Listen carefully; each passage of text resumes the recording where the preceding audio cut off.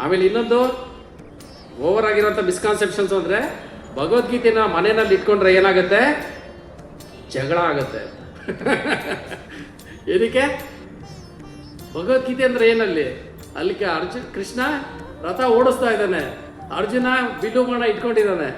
ಏನಕ್ಕೆ? ಯುದ್ಧ ಮಾಡಬೇಕು ಅಂತ. ಸೊ ಭಗವದ್ಗೀತೆನ ನಾವು ಮನೆಯಲ್ಲಿ ಇಟ್ಕೊಂಡ್ರೆ ಏನಾಗುತ್ತೆ, ನಮ್ಮ ಮನೆಯಲ್ಲೂ ಯುದ್ಧ ಆಗುತ್ತೆ ಅಂತ. ಸೊ ಈ ರೀತಿಯಾದಂಥ ಒಂದು ಮೂಢನಂಬಿಕೆನೂ ಸಹ ಇದೆ.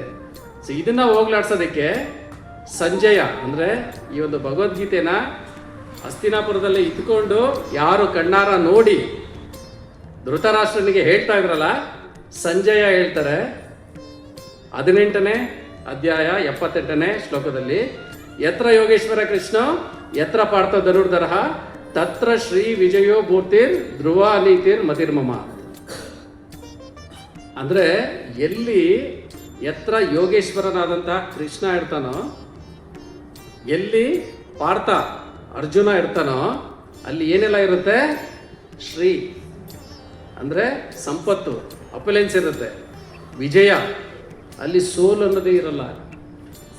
ಆಮೇಲೆ ಸಕ್ಸಸ್ ಅನ್ನೋದೇ ಇರುತ್ತೆ.